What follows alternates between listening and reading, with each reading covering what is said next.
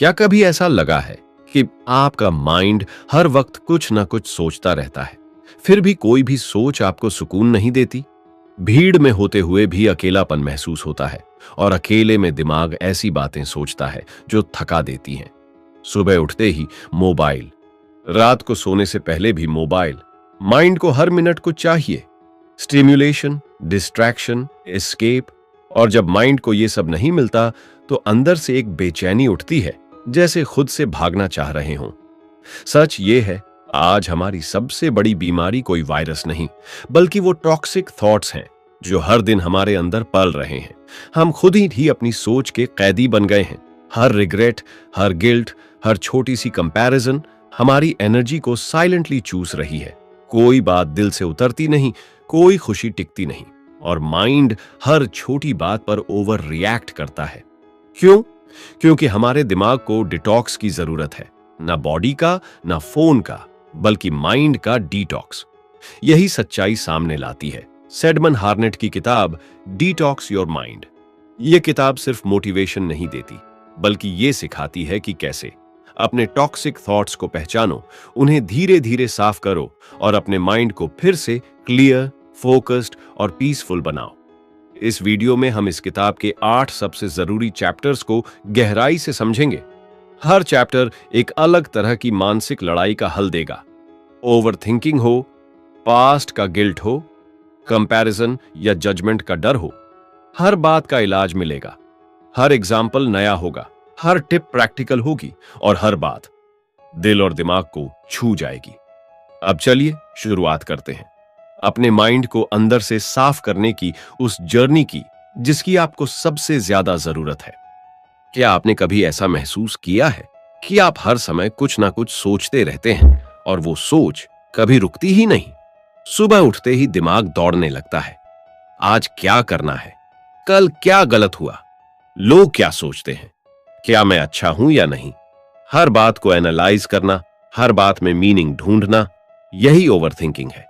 और सैडमन हार्नेट इस चैप्टर में बताते हैं कि यही सोचने की ओवरलोडिंग हमारे मेंटल डिटॉक्स में सबसे बड़ी रुकावट बन जाती है।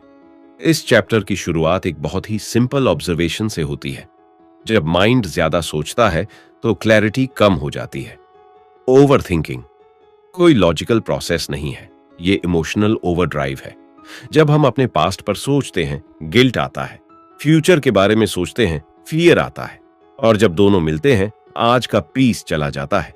ऑथर कहते हैं, ज्यादा सोचना अक्सर प्रोडक्टिव लगता है, लेकिन यही तरक्की का सबसे बड़ा दुश्मन होता है। मतलब आपको लगता है कि आप कोई इंटेलिजेंट चीज कर रहे हैं, लेकिन आप असल में एक ही जगह पर बार बार चक्कर काट रहे होते हैं। क्यों जरूरी है इसे समझना? क्योंकि ओवरथिंकिंग साइलेंटली आपकी जिंदगी का हर हिस्सा खराब कर रहा है।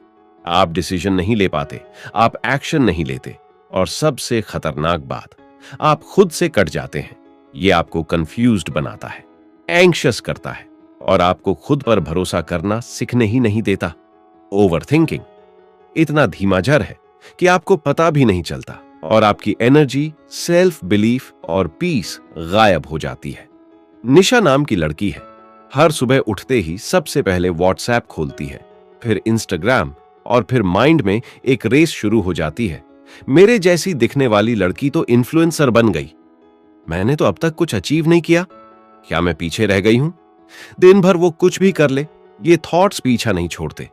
इवन जब वो सोती है, दिमाग में वही कंपैरिजन, वही गिल्ट, वही सवाल। यहां असली दुश्मन कोई और नहीं, उसका अपना दिमाग है, जो हर पल उसे उसकी ही कमियों का रिमाइंडर देता है। सैडमन हार्नेट कहते हैं, तुम्हारे विचार सच नहीं है, वो सिर्फ दिमाग का शोर है। मतलब जो आपके माइंड में चल रहा है वो सच्चाई नहीं, सिर्फ एक रिएक्शन है।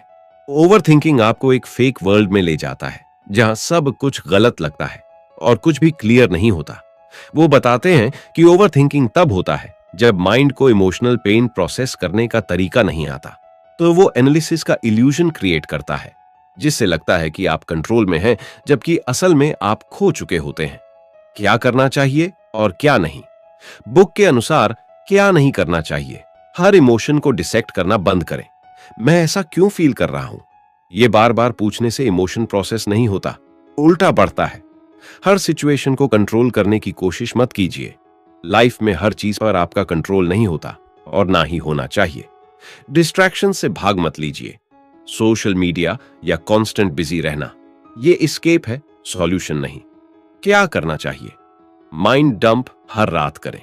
एक नोटबुक लेकर दिन भर के सारे थॉट्स उसमें उतार दीजिए। कोई ग्रामर नहीं, कोई लॉजिक नहीं, सिर्फ लिखिए। इससे दिमाग हल्का होता है। 10 मिनट का सोचने का जोन रखें।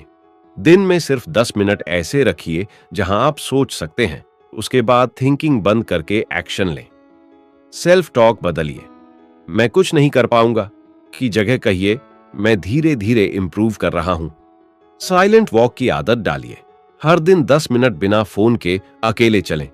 इससे ब्रेन रिसेट होता है और क्लैरिटी मिलती है। डिटॉक्स योर माइंड ओवरथिंकिंग कोई सुपर पावर नहीं है, ये एक ट्रैप है। और जब तक आप इससे बाहर नहीं निकलते, आपको कोई क्लैरिटी, कोई फोकस और कोई इमोशनल पीस नहीं मिल सकती। ये चैप्टर एक तरह से शुरुआत है माइंड को फिर से डिटॉक्स करने की, जहां सबसे पहला कदम होता है माइंड की आवाज से दूरी बनाना और दिल की आवाज सुनना। चैप्टर 2। क्या आपने कभी सोचा है कि आप थक तो जाते हैं, लेकिन फिर भी दिमाग चुप नहीं होता? आप अकेले बैठते हैं, लेकिन माइंड अंदर ही अंदर कुछ बोलता रहता है। तू कभी कुछ बड़ा नहीं कर पाएगा, तेरे अंदर कंसिस्टेंसी नहीं है, लोग तुझे सीरियस नहीं लेते। ये आवाजें बाहर नहीं आती, लेकिन ये ही सबसे ज्यादा नुकसान करती हैं। और यही असली मेंटल पोल्यूशन है, जिससे डिटॉक्स योर माइंड किताब हमें बचने का तरीका बताती है। इस चैप्टर की शुरुआत होती है एक सच्चाई से। हर इंसान के दिमाग में एक इनर क्रिटिक बैठा होता है, जो हमेशा कुछ न कुछ गलत बोलता रहता है। ये वॉइस कभी मोटिवेट नहीं करती, ये सिर्फ क्रिटिसाइज करती है, डराती है और आपको खुद पर शक करना सिखा देती है। ऑथर बताते हैं, ये आवाजें हमारी कंडीशनिंग से आती हैं, स्कूल, पेरेंट्स, सोसाइटी, जहां हमने बार बार सुना, परफेक्ट बनो, गलतियां मत करो, तुमसे नहीं होगा। धीरे धीरे वो आवाजें हमारे अंदर डिफॉल्ट साउंड ट्रैक बन जाती और हम खुद को समझाने के बजाय खुद से लड़ते रहते हैं। क्यों इंपॉर्टेंट है इसे समझना? क्योंकि जब आपका माइंड ही आपके खिलाफ हो जाए, तो बाहर की दुनिया कुछ भी नहीं बिगाड़ सकती। आप खुद अपनी सबसे बड़ी रुकावट बन जाते हैं। ये नेगेटिव सेल्फ टॉक आपकी एनर्जी खा जाता है, मोटिवेशन को मार देता है, हाँ, और सबसे खतरनाक, आपको खुद पर यकीन करना सीखने ही नहीं देता। इनर नॉइज वो इनविजिबल एनिमी है, जो आपको हर दिन नीचे गिराता है बिना किसी दिखावे के। मिलिए आया आन से, जो हर चीज में परफेक्ट बनना चाहता था। जब वो जिम गया तो बॉडी देखकर बोला, मैं कभी फिट नहीं बन पाऊंगा। जब उसने पब्लिक स्पीकिंग की प्रैक्टिस की तो माइंड बोला, तू मजाक बनेगा। और जब उसने यूट्यूब पर पहला वीडियो बनाया तो खुद ही कहा, किसी को क्या फर्क पड़ेगा। उसका दिमाग उसे कभी आगे बढ़ने ही नहीं देता, क्योंकि उसकी सोच आत्मसंदेह और आलोचना से बनी हुई थी। यही कहानी हजारों लोगों की है, जो दिखने में कॉन्फिडेंट होते हैं लेकिन अंदर से टूटे होते हैं। सैडमन हार्नेट कहते हैं, तुम्हारा मन एक कहानी सुनाने वाला है, सच्चाई बताने वाला नहीं। मतलब जो कुछ भी आप अंदर सुनते हैं वो सच नहीं होता, वो सिर्फ एक पुरानी कैसेट है जो रिपीट हो रही है। ऑथर बताते हैं कि इनर नॉइज एक हैबिचुअल पैटर्न है और इसे चुप कराने के लिए आपको सोच के खिलाफ सोच नहीं करनी, बल्कि सोच को ऑब्जर्व करना सीखना है, बिना रिएक्ट किए। क्या करना चाहिए और क्या नहीं? बुक के अनुसार क्या नहीं करना चाहिए? हर नेगेटिव थॉट से लड़ाई मत करें। मुझे ऐसा क्यों फील हो रहा है? पूछना बंद कीजिए। हर थॉट को फिक्स करना जरूरी नहीं होता। माइंड को जबरदस्ती साइलेंस कराने की कोशिश मत करें। जितना रोकेंगे उतना दिमाग भागेगा। खुद को बार बार जज मत कीजिए। मैं ऐसा क्यों हूं की जगह ये पूछिए, मैं खुद से कैसे बात कर सकता हूं? क्या करना चाहिए? माइंड ऑब्जर्वेशन प्रैक्टिस करें। हर दिन 5 मिनट चुप बैठिए। कोई म्यूजिक नहीं, कोई डिस्ट्रैक्शन नहीं, बस माइंड जो सोच रहा है उसे ऑब्जर्व कीजिए, जैसे कोई मूवी चल रही हो। स्लोली माइंड खुद ही शांत होने लगता है। नेगेटिव वॉइस का नाम दीजिए अपने इनर क्रिटिक को। कोई नाम दीजिए, जैसे ओल्ड जज, और जब वो बोले तो इंटरनली कहिए, थैंक्स फॉर शेयरिंग जज, now be quiet. Loving self talk की आदत डालिए। जब माइंड बोले तू बेकार है, आप बोलिए, मैं प्रोग्रेस कर रहा हूं, मैं सीख रहा हूं, मैं बढ़ रहा हूं। Night time audio detox. सोने से पहले पॉजिटिव एफर्मेशंस या काल्मिंग म्यूजिक सुनिए। इससे सबकॉन्शियस माइंड रीवायर होता है। डिटॉक्स योर माइंड ये सिखाती है कि माइंड की आवाज को म्यूट करना जरूरी नहीं है, उसे समझना जरूरी है। इनर क्रिटिक को जवाब देना जरूरी नहीं, उसे पहचानना और डिस्टेंस बनाना जरूरी है। जब आप खुद से दोस्ती करना सीख जाते हैं, तब आपका माइंड आपके खिलाफ नहीं, आपके साथ काम करने लगता है, और यही मेंटल फ्रीडम की असली शुरुआत होती है। Chapter 3, still stuck in the past, let it go. इस चैप्टर की शुरुआत एक कड़वी सच्चाई से होती है। कई लोग आगे बढ़ना चाहते हैं, लेकिन उनके पैरों में उनके ही बीते हुए कल की जंजीरें बंधी होती हैं। वो पल जो गुजर चुके हैं, वो गलतियां जो अब सुधारी नहीं जा सकती, वो रिश्ते जो अब लौट कर नहीं आने वाले। फिर भी हमारा माइंड बार बार उन्हीं पलों में लौट जाता है। काश उस वक्त मैंने ऐसा किया होता, अगर मैंने वो गलती न की होती तो आज मेरी जिंदगी अलग होती। क्यों? मैंने उस इंसान को जाने दिया। और यही इमोशनल बैगेज हमें हर दिन धीमा करता है। चाहे आप आज कितनी भी मेहनत करें, अगर बीते हुए कल का गिल्ट साथ है, तो माइंड कभी फ्री नहीं हो सकता। क्यों इंपॉर्टेंट है इसे समझना? क्योंकि जब तक हम अपने पास्ट के साथ पीस नहीं बना लेते, हमारा फ्यूचर कभी पीसफुल नहीं बन सकता। ऑथर बताते हैं, जो लोग गिल्ट, शेम या रिग्रेट में जीते हैं, उनका माइंड हमेशा दो तरफ खिंचा रहता है, एक तरफ प्रेजेंट, दूसरी तरफ पास्ट। इसका सीधा असर पड़ता है सेल्फ वर्थ पर, रिलेशनशिप्स पर, फोकस और एनर्जी पर। आप कुछ अच्छा करना चाहते हैं, लेकिन दिमाग कहता है, तू पहले भी फेल हुआ है, तू उस टाइम सही डिसीजन नहीं ले पाया, तू दूसरों को हर्ट कर चुका है। और फिर हम अनकॉन्शियसली खुद को पनिश करने लगते हैं बाय सेल्फ सैबोटाज, प्रोक्रेस्टिनेशन या टॉक्सिक पैटर्न्स में फंसकर। अंजलि एक स्मार्ट और टैलेंटेड लड़की थी, लेकिन उसने एक टाइम पर अपनी बेस्ट फ्रेंड का ट्रस्ट तोड़ दिया था। अब जब भी वो किसी न्यू रिलेशनशिप में जाती, माइंड कहता, तू भरोसे के लायक नहीं है, तू फिर किसी को हर्ट करेगी। वो बार बार पास्ट मिस्टेक्स को याद करती और खुद को मौका देने से पहले ही पीछे हट जाती। धीरे धीरे उसका सेल्फ वर्थ खत्म होने लगा, क्योंकि उसने खुद को माफ करना सीखा ही नहीं था। सैडमन हार्नेट इस चैप्टर में कहते हैं, तुम अपना अतीत नहीं ढोते, तुम उसकी व्याख्या को अपने साथ रखते हो। मतलब बीता हुआ कल आपको आज तक रोक नहीं सकता, लेकिन आपके माइंड का उसे देखने का तरीका जरूर रोक सकता है। ऑथर बताते हैं कि गिल्ट और रिग्रेट वो जहर हैं जो धीरे धीरे आपके अंदर से कॉन्फिडेंस और हैप्पीनेस को मारते हैं। और जब तक आप ये इमोशनल पॉइजन रिलीज नहीं करते, आप कभी क्लैरिटी और पीस को फील नहीं कर सकते। क्या नहीं करना चाहिए? अपने पास्ट को बार बार रिप्ले मत कीजिए, माइंड को रिवाइंड बटन से ब्रेक दीजिए, खुद को पनिश करना बंद कीजिए, बार बार नेगेटिव थॉट से खुद को मारना बंद करें। रिग्रेट को आइडेंटिटी मत बनाइए, मैं वही इंसान हूं जिसने ये किया था। ये लेबल उतार फेंकिए। क्या करना चाहिए? Right and release ritual. अपने गिल्ट या रिग्रेट को एक पेपर पर लिखिए, फिर उसे जलाइए या फाड़ दीजिए। ये सिंबलिक एक्ट माइंड को क्लोजर देता है। Inner apology technique. मिरर में देखिए और खुद से कहिए, हां मुझसे गलती हुई थी, लेकिन मैं माफ करने लायक हूं। मैं अब वो इंसान नहीं रहा जो वो गलती करता था। Create a forgiveness journal. हर दिन एक लाइन लिखिए, मैं खुद को माफ करता हूं ताकि मैं खुद को आज एक नई शुरुआत दे सकूं। जो मेरे बस में नहीं उसे मैं छोड़ देता हूं और अब मैं शांति को चुनता हूं। डिटॉक्स योर माइंड इस चैप्टर के जरिए हमें एक पावरफुल मैसेज देती है, जो बीत गया है वो वापस नहीं आएगा, लेकिन आप अपने मीनिंग को बदल सकते हैं। पास्ट आपकी कहानी का हिस्सा है, आपकी पूरी पहचान नहीं। अगर आप आज भी गिल्ट में जी रहे हैं, तो इसका मतलब ये नहीं कि आप बुरे इंसान हैं, बल्कि इसका मतलब है कि आप अब बदल चुके हैं। और जब आप उस गिल्ट को छोड़ देते हैं, तो आपका माइंड एक नई क्लैरिटी और फ्रीडम की तरफ बढ़ने लगता है। चैप्टर 4। इस चैप्टर में एक ऐसा डर सामने लाया गया है जो ज्यादातर लोग कबूल भी नहीं करते। लोग मेरे बारे में क्या सोचेंगे? यही एक सवाल हर दिन हमारे डिसीजंस को कंट्रोल करता है। आप कुछ अलग करना चाहते हैं, लेकिन डर लगता है कि कोई मजाक ना बना दे। आप ना कहना चाहते हैं, लेकिन कहते नहीं, क्योंकि सामने वाला नाराज हो जाएगा। आप सोशल मीडिया पर कुछ शेयर करना चाहते हैं, लेकिन सोचते हैं लोग क्या सोचेंगे। ये डर धीरे धीरे आपका असली आप छीन लेता है।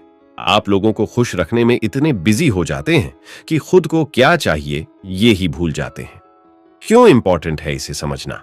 क्योंकि जब आप हर डिसीजन दूसरों के अप्रूवल से लेने लगते हैं, तो आप अपनी जिंदगी का रिमोट किसी और को थमा देते हैं।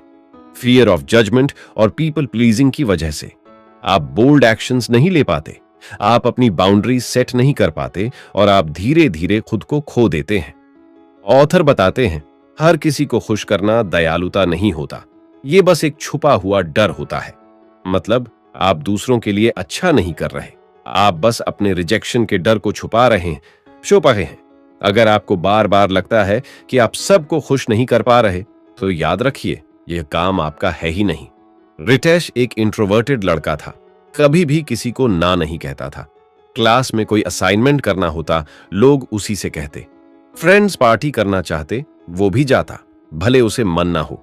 फैमिली भी उसे परफेक्ट बेटा मानती, जो कभी किसी से उलझता नहीं। धीरे धीरे वो खुद से कटने लगा। उसे नहीं पता था कि वो किसे पसंद करता है, क्या करना चाहता है। उसकी आइडेंटिटी लोगों की एक्सपेक्टेशंस में घुल गई थी। सैडमन हार्नेट इस चैप्टर में कहते हैं, तुम लोगों के सोचने में नहीं रहते, इसलिए उनकी राय के हिसाब से जीना बंद करो। मतलब आप किसी और के दिमाग में नहीं रहते, तो फिर उनकी थिंकिंग से अपनी जिंदगी क्यों चला रहे हो? ऑथर बताते हैं कि फियर ऑफ जजमेंट सिर्फ एक इल्यूजन है। लोग आपके बारे में उतना नहीं सोचते जितना आप सोचते हैं, और अगर सोचते भी हैं, तो क्या आप उन्हें अपनी फ्रीडम से बड़ा बना देंगे? बुक के अनुसार क्या नहीं करना चाहिए? हर डिसीजन दूसरों की नजर से मत देखिए। क्या वो मुझे जज करेंगे? ये सवाल पूछना बंद कीजिए। हर किसी को हाँ मत कहिए। हर यस जो आप मजबूरी में कहते हैं, वो एक नो होता है खुद के लिए। अपनी बाउंड्रीज को इग्नोर मत कीजिए। मैं अच्छा इंसान हूं, इसलिए सबका कहा मान लूं। ये गलत सोच है। क्या करना चाहिए? Start small. No practice. हर दिन एक छोटा ना बोलिए, बिना गिल्ट के। जैसे, आज मैं रेस्ट लेना चाहता हूं, इसलिए बाहर नहीं जाऊंगा। Right your core values. 3 चीजें लिखिए जो आपके लिए सबसे इंपॉर्टेंट है। अब जो भी फैसला लें, देखें क्या वो इनसे मेल खाता है या नहीं। Use the 5-5-5 rule. जो लोग अभी आपको जज कर रहे हैं, क्या उनका ओपिनियन 5 दिन, 5 घंटे, 5 मिनट के लिए है या नहीं? 5 महीने या 5 साल बाद मैटर करेगा? Do mirror affirmations. मुझे अप्रूवल की जरूरत नहीं, मैं खुद को अपनी सच्चाई के लिए एक्सेप्ट करता हूं। Detox your mind. इस चैप्टर में हमें एक अनकंफर्टेबल ट्रूथ बताती है, हम जो भी डिसीजन ले रहे हैं वो सच में हमारा है या सिर्फ सोशल अप्रूवल के लिए है। जब आप हर बार खुद को लोगों की नजर में परफेक्ट दिखाने की कोशिश करते हैं, तो आप एक फेक वर्जन जीने लगते हैं, और यह सबसे बड़ा मेंटल बर्डन बन जाता है। इस बुक का संदेश साफ है, अगर आप अपनी जिंदगी से इमोशनल थकावट हटाना चाहते हैं, तो लोगों की नजरों से खुद को आजाद कीजिए। क्योंकि जो लोग आपको जज कर रहे हैं, वो खुद अपनी जिंदगी में खोए हुए हैं। आपका काम है खुद को सच के साथ एक्सेप्ट करना, ना कि सबको खुश करना। Chapter 5, recharge your mind. इस चैप्टर में ऑथर उस अदृश्य थकावट की बात करते हैं जो हमारी बॉडी से नहीं, हमारे दिमाग से आती है। जब आप दिन भर काम करते हैं पर फिर भी लगता है कि आपने कुछ खास नहीं किया, जब सुबह उठते ही भारीपन लगता है और हर चीज बोझ जैसी महसूस होती है, तो ये सिर्फ फिजिकल एग्जॉस्शन नहीं, ये मेंटल बर्नआउट होता है। ये बर्नआउट हमें धीरे धीरे अंदर से खोखला करता है, जहां मोटिवेशन मर जाती है और माइंड हर चीज से भागना चाहता है।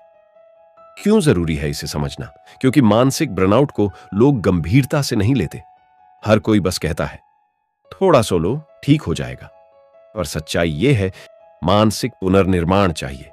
जब माइंड हर वक्त काम, स्ट्रेस, नोटिफिकेशंस, गोल्स और कंपैरिजन में उलझा होता है, तो वो रिचार्ज नहीं होता, सिर्फ और ज्यादा ड्रेन होता है।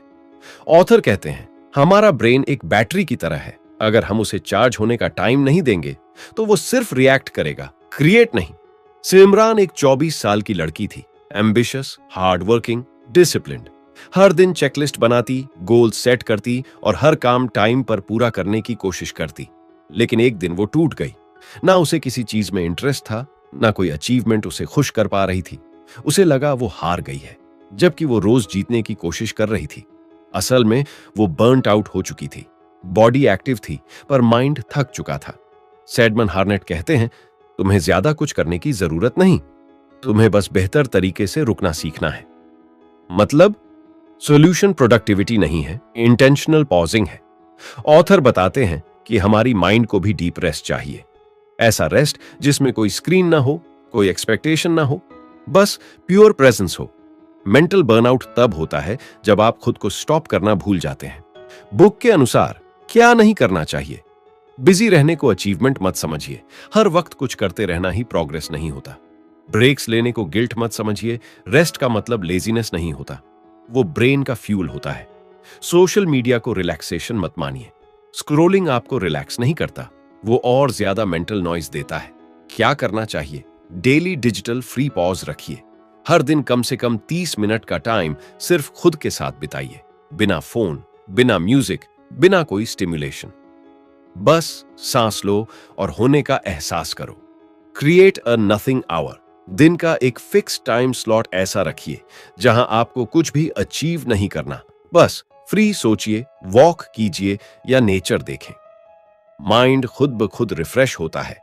Adopt mindful transitions. एक काम से दूसरे काम पर जंप मत कीजिए। 2 मिनट का पॉज लीजिए, डीप ब्रेथ लीजिए और फिर अगले टास्क में जाइए।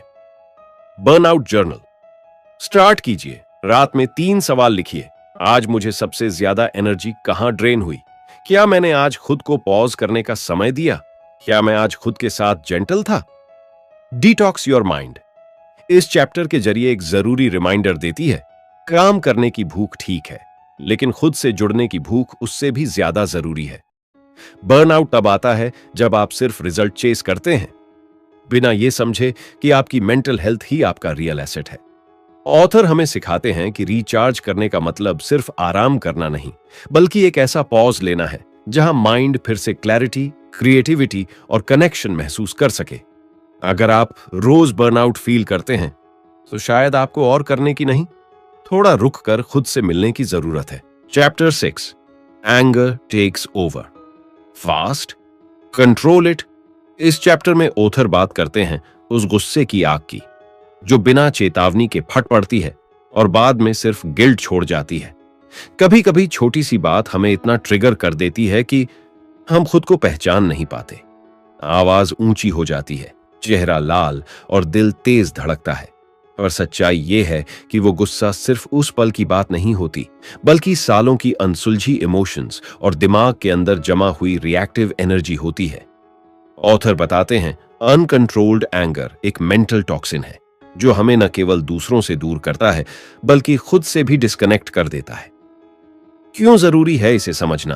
क्योंकि अनकंट्रोल्ड एंगर आपकी लाइफ को 2 हिस्सों में बांट सकता है, पछतावा और अकेलापन। अगर गुस्सा आपके डिसीजंस, रिलेशनशिप्स और सोचने की ताकत को कंट्रोल करने लगे, तो आप सिर्फ बाहर नहीं, अंदर से भी हारने लगते हैं। एंगर सबसे डेंजरस तब बनता है जब आप उसे नॉर्मल समझने लगते हैं। हार्शिट एक 27 साल का लड़का था जो खुद को शॉर्ट टेम्पर्ड कहकर जस्टिफाई करता था।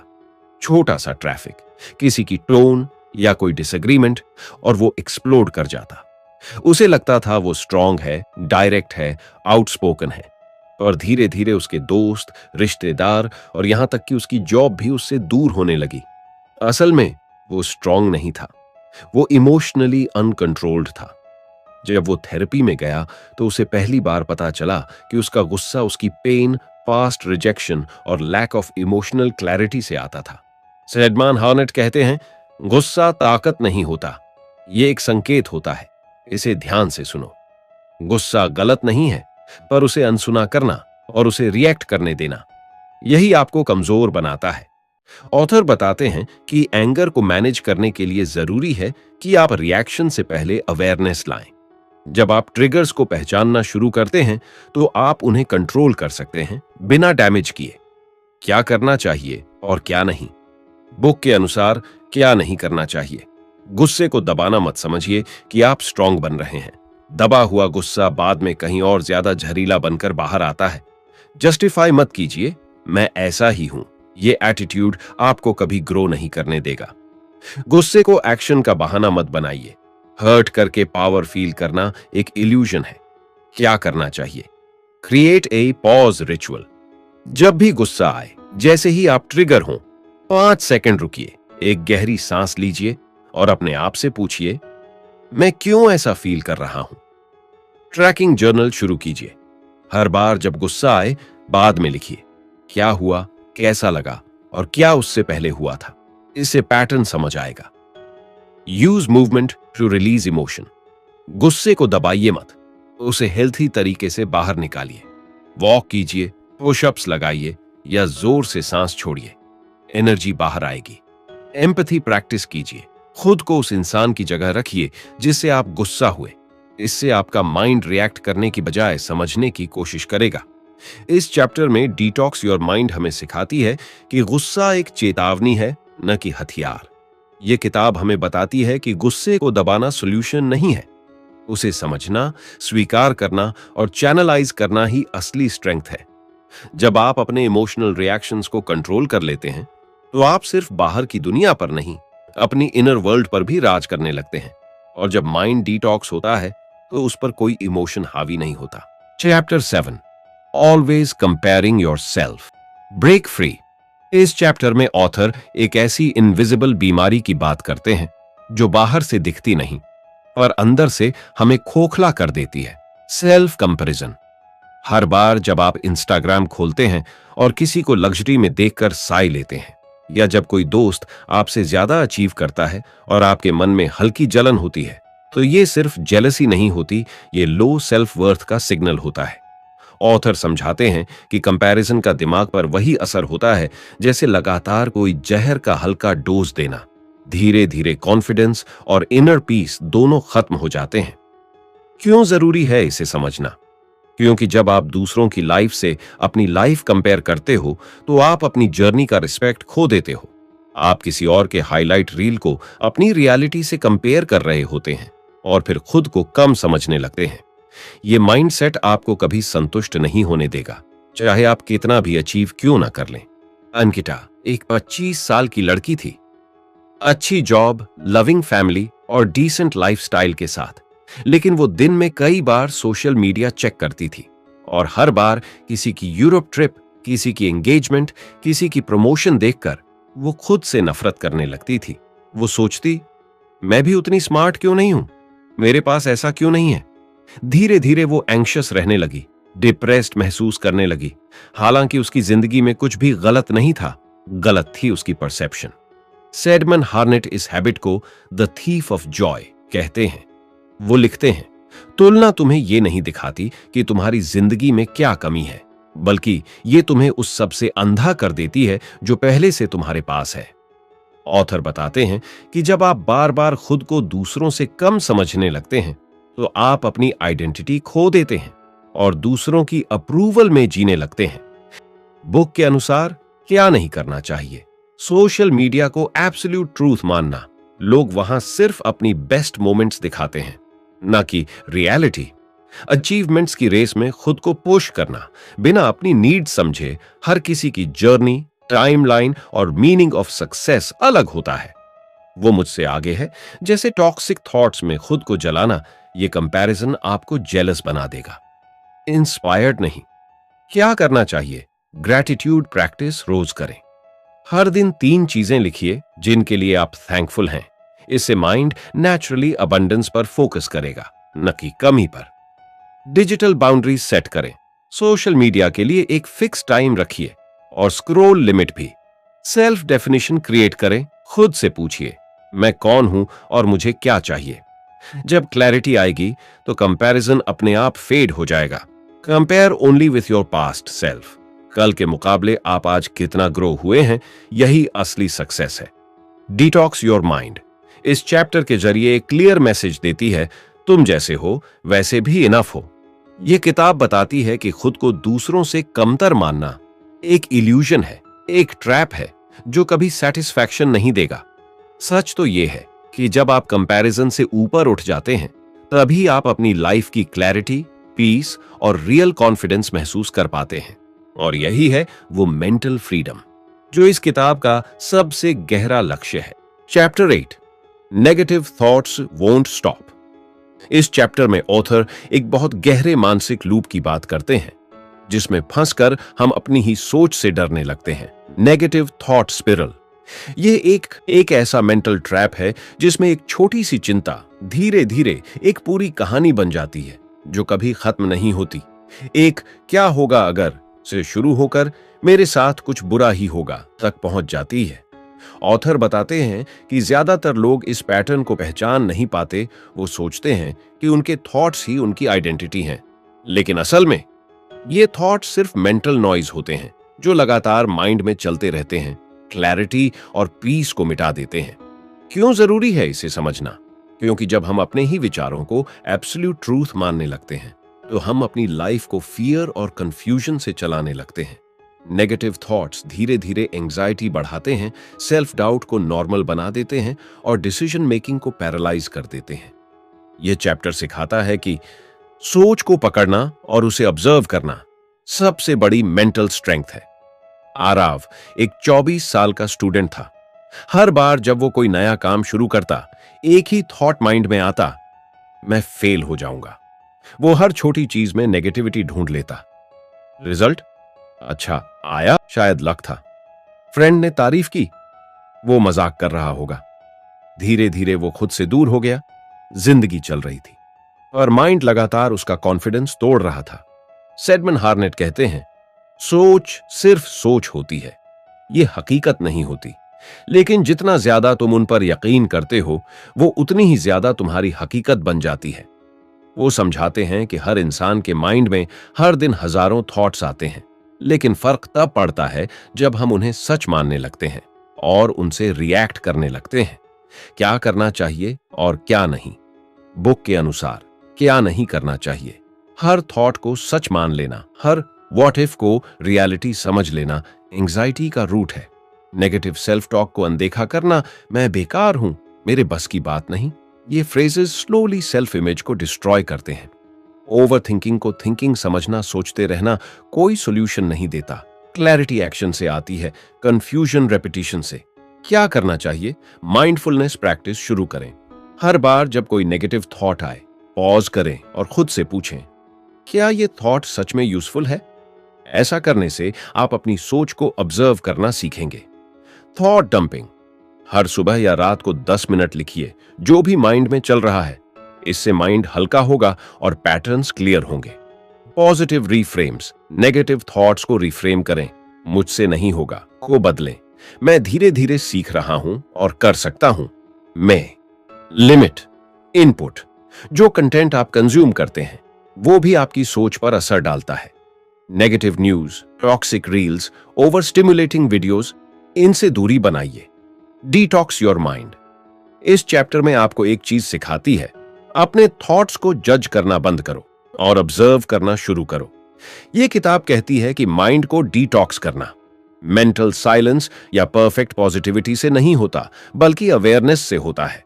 आप अपने थॉट्स नहीं हैं, आप वो अवेयरनेस हैं जो उन्हें देख सकती है और चुन सकती है कि किसे बिलीव करना है और किसे नहीं। और यही है असली मानसिक स्वतंत्रता।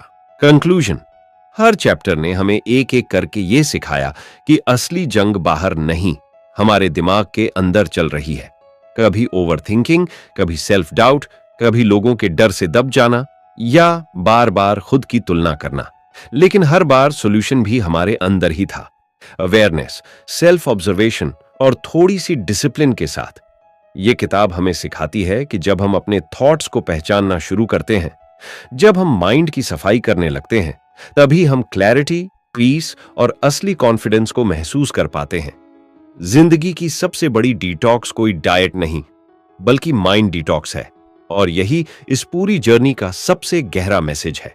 आपका दिमाग साफ होगा तो जिंदगी खुद ब खुद चमकने लगेगी। अगर आपको यह वीडियो पसंद आया हो तो सब्सक्राइब करना न भूलें। हेल्थ ग्रो बुक को मिलते हैं अगले वीडियो में। सीखते रहिए, बढ़ते रहिए। धन्यवाद।